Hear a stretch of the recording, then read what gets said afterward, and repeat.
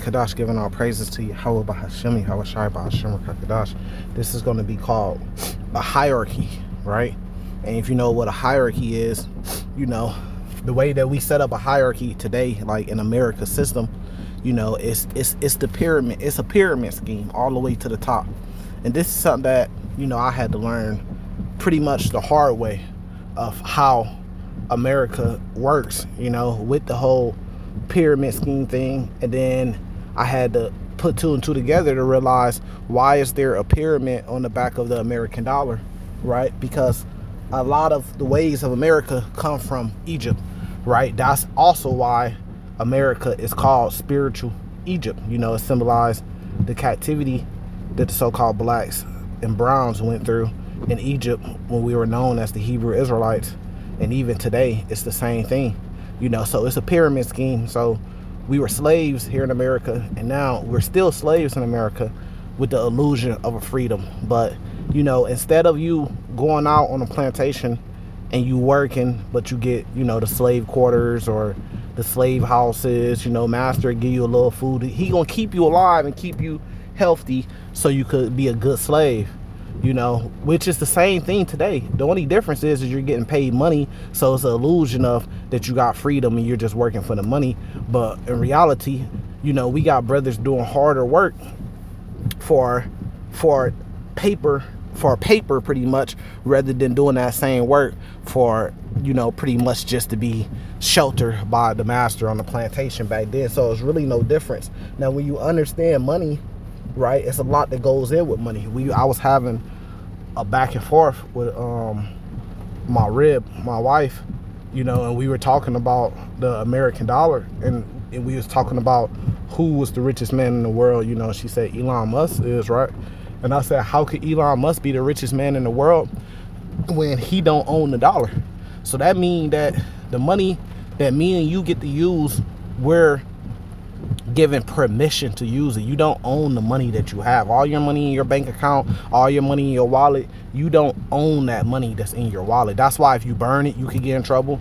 They could come seize it and take it from you at any time they want to, because there's owners of the American dollar. So if Elon Musk is worth $1 trillion, you know, that just means he has permission to use that $1 trillion. But the owners of it, you know, some would say the elite, some would say the rich banker families, those are the ones that actually own the money. So they own all your money, my money, Jay-Z money, Diddy money, Elon Musk money, Donald Trump money. They own the American dollar. So you can't be richer than them if they own all the American dollars. I mean, do you get it? You know what I mean? So as long as we are under the American dollars, you are a slave to America. And as long as you got a social security number and you are under the American dollar, you know, you are a slave to America. They own you. You know, we are the property of America. You see what I'm saying? Like, if you go to another country and you get in some type of trouble, they're going to expedite you. They're going to send you back where? To where you belong to. You know, who owns you? Who you're the property of? They're going to send you back to America. You see what I'm saying? And America has laws over you to tell you what to do, what you can do, and what you cannot do. And they could change those laws when they want to, just like Donald Trump with the mass deportation thing. They brung up the 14th Amendment. Donald Trump said we may have to get that changed. You see what I'm saying? So they could change it as they want to. Look at Donald Trump with his cases. No jail time, none of that. That case is pretty much over. They live above the law. He was never worried about that case because he understands he lives above the law, as long as he's working with the elite behind the scene that runs things. Now, speaking about behind the scenes, this pyramid scheme gives you an illustration of kind of how it works, right? And this does go all the way back to Egypt, right? So you got capitalism, and this is a capitalism pyramid scheme, right? And at the top it says rule you. So you got kings, right? And you got elite. It say, I believe, government, right? But you got what appears to be rich banker families that owns this money, that gives you and me permission to use the money, right? They could change it at any point of time. You know, they could say the dollar's over with and we going with a digital system. Now, all the money that you got hiding under your bed don't mean that you got to come turn it in. And they can give you what they believe is worth for it. You see what I'm saying? So then, you know, you got your kings, you got your silent kings, you got your royal families and stuff like that behind the scenes that you don't even know that's running things. They're sitting at the top. But what's sitting above them? The money that they made. So the money was just a vehicle to control and enslave everybody that has to use it. This is why they fight so hard and go to war over the American dollar, because that's their power. This is why the American dollar is way more valuable than Bitcoin, because the American dollar it's backed by the U.S. Army. The Bitcoin ain't backed by anything, you know. At any point in time, like, so what they gonna do with Bitcoin is they gonna let it get to a certain number, and then they gonna crash it. They gonna leave you holding the bag. They gonna leave you holding the bomb. So they're gonna let it get to a certain number, right, and get everybody to invest in it and put your money in it, and then the big dogs out of nowhere, they're going to cash out at that higher price. And if you don't know about it, when it drops down, you know, you're going to lose all your money. It's going to crash. It might crash back down to damn near zero, and you're going to lose all your money if you buy it at 100,000, or if they let it get to 200,000. If you had insider information now, you would know to get in it, and you would know what it's going to go to, and you would hold, and you would get out right before they plan that little crash. You see what I'm saying? But that's if you got insider information. So the next level says we fool you, right? Which is you know, it talks about it in the Bible of the false prophet that got thrown into the lake of fire. It talks about the Catholic Church, the Christians. You know, they're set up to fool you. But you see, it's three of them, right? But for me, that represents Christianity, Islam, and Judaism, which is all connected and working together to deceive the people with these lies, right? The Christians want to deceive you that the Israelites don't matter anymore. So the so-called blacks and Latinas and Native Americans, that don't matter, that you're ethnic Israelite by blood.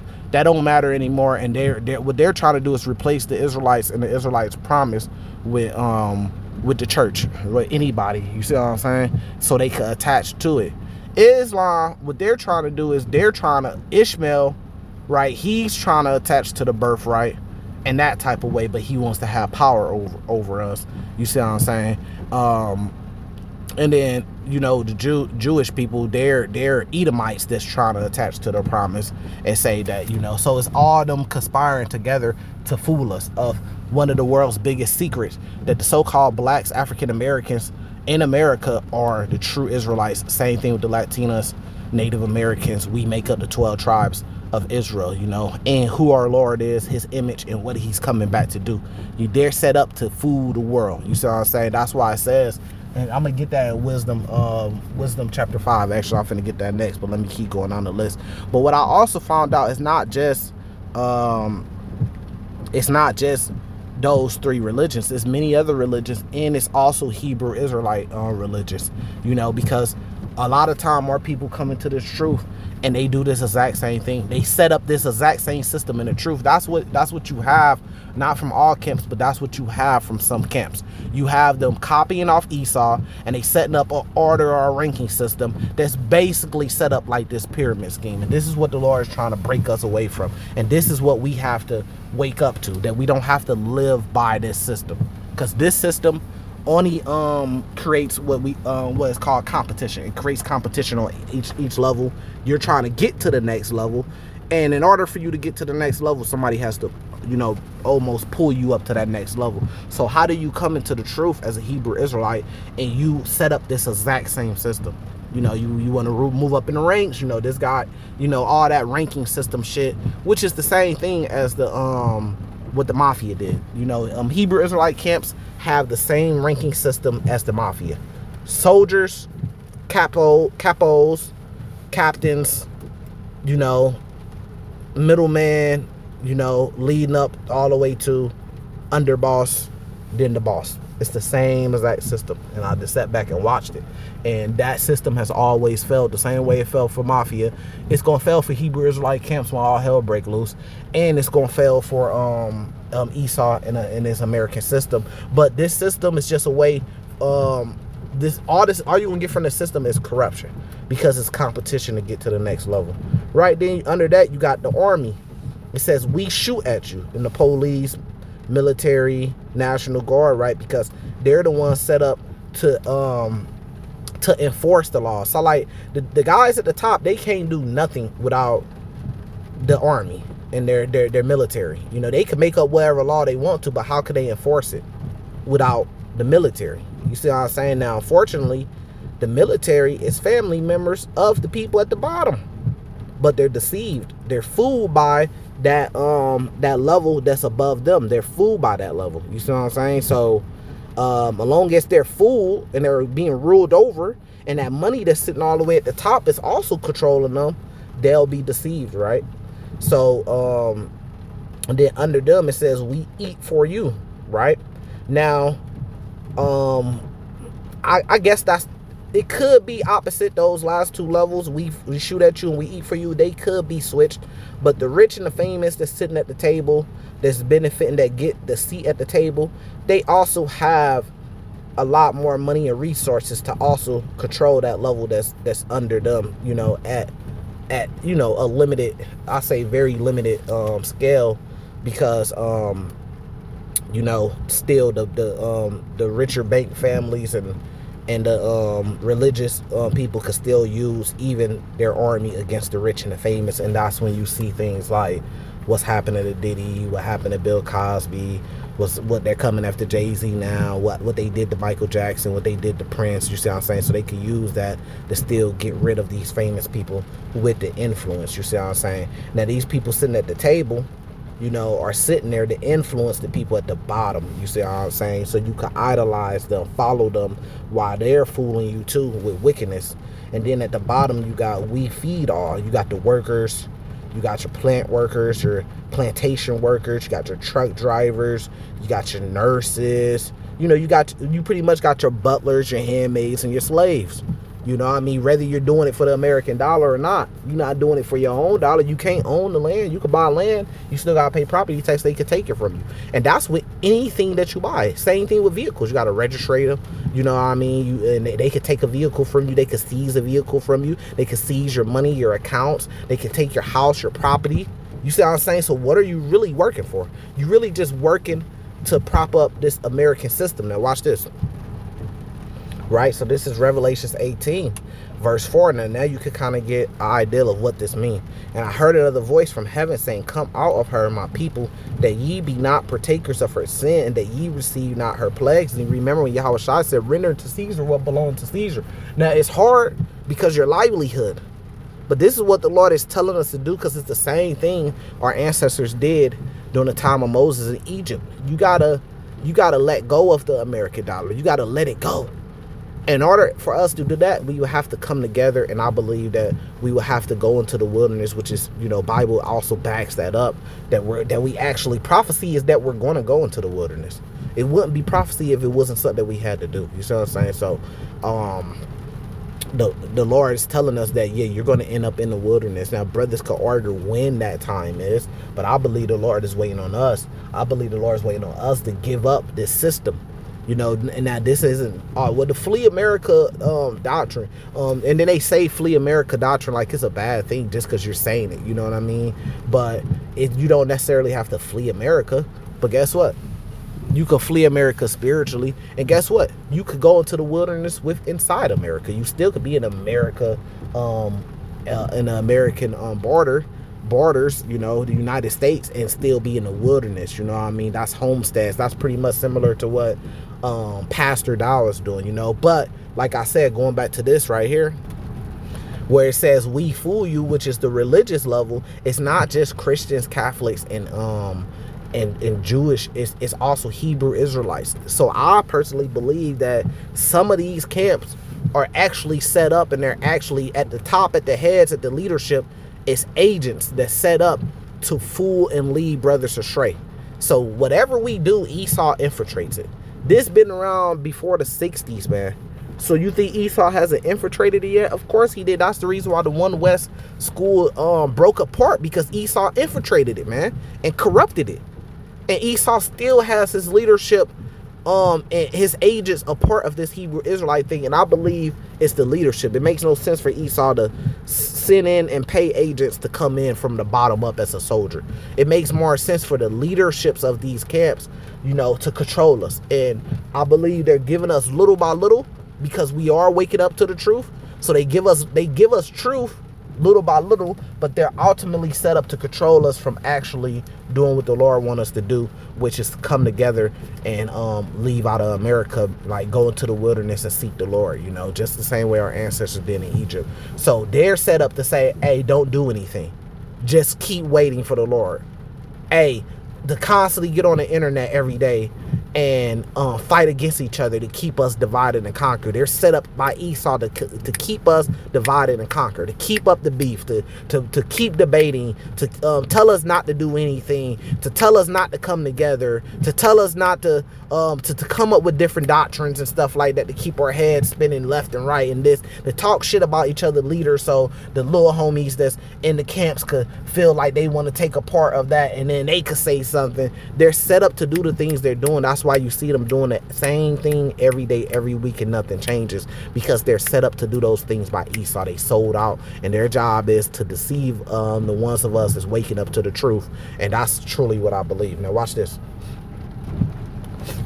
Wisdom of Solomon, chapter 5, verse 1. Then should a righteous man stand in great boldness before the face of such as have afflicted him, and made no account of his labors. When they see it, they should be troubled with terrible fear, and should be amazed at the strangeness of his salvation, so far beyond all that they have looked for, right? Because, you know, the world is looking for Islam to be right, and be like, okay, the Muslims, they were right. You know what I mean? And their salvation to come for them and they religious belief and the way that they believe it's going to come. And then the world is also looking for, okay, well, these are so-called God's chosen people. They believe they are. That's in the land. The Israelis, you know. God's going to come back and protect his people. Those are the people. And the world is looking for, okay, Catholic, which the Christians also, you know, it's the same lump, you know. Just come back and say, well, it's the church. And then the church is going to be rapture up. Anybody that believes, you know, of any race or any nation, you know, Edomites, Ishmaelites, Hamites, you know, Moabites, you know, they could be saved. And the church is going to, they're going to become spiritual Israelites, and they're going to replace ethnic Israel, you know. So the world is looking for that Jesus is going to come back that Jesus is going to come back and save anybody that just say they believe, you know what I mean? Whether they have works to prove it or not, just if they just confess it, you see what I'm saying? So that's the great deception, but they're going to be amazed at the strangeness of our salvation when they see the true Hebrew Israelites, the true Israel, the Lord's chosen people, that they're getting saved. They're going to say, what? Those people was right? They was correct? You know what I mean? So let's keep going. It says, and they repenting and groaning. So they're going to start repenting and say, no, you guys, it says in the place where it was said that you are not my people, you should be called my people. They're going to say, no, you guys are the real Israelites. And you know, small hats, it says in Revelations 3 and Revelations 2 and 9 that they should come, you know, roughly paraphrasing, bow down to our feet to worship and know that the Lord has chose us. So even the small hats, the Israeli, they're going to come and say, oh no, you guys are the true Israel. You know, and then the Christians are going to say, oh no, salvation is for you guys, his people. You have to be his people by blood. And then Islam, they going to say, oh no, you guys are the true Hebrew Israelites, the son of Abraham, Isaac, and Jacob. You have to come from that lineage, not just Abraham and not just Abraham, but you got to also come from Isaac and Jacob. You have to come through that seed and that lineage and that bloodline. They're gonna repent and they're gonna admit that, but you're gonna have some that's gonna fight against it, that's gonna be punished.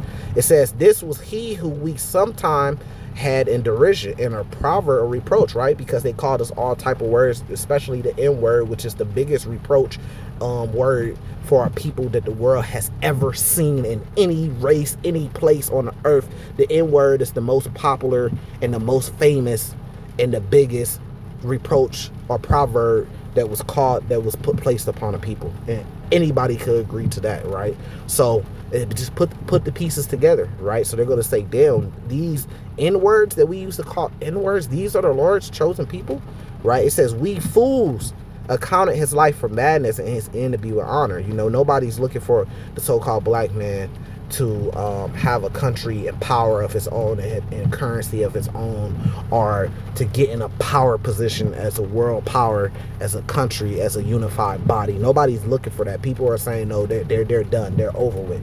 You know, they're trying to wipe us out. You see what I'm saying? They're looking for us to fail, that we're never going to be great as a people. You see what I'm saying? But you know, when the Lord comes back, he's going to give us that glory, and then they're going to have to admit it, like, damn, we thought their end was going to be without honor. And then they're going to say, how is he numbered among the children of God, and his lot among the saints? Like, how are they the chosen people? You know, all the stereotypes they have about us, but they're going to say, how are they the chosen people, right? It says, therefore we have erred from the way of truth, right? Because being a Christian, being Catholic, being in Judaism, being a Muslim, all that is error, right? And the light of righteousness have not sent unto us, and the sun of righteousness rose not upon us, right? So that they're going to have to repent when it's undeniable, right? When the Lord gives us that power. So I would say, like, come out of that pyramid scheme and come out of it mentally. I know it's hard to come up out of it because we have to use the American dollar, and we have to use the system in order just to take care of our families right now. But start trying to be less dependable on that. You know what I mean? Work your way to a place where you can manage, where you don't have to be a millionaire to pay your bills. You see what I'm saying? Where you can manage and get ready for the collapse that's about to happen. With that, I'm going to say salvation to the elect. Shalom.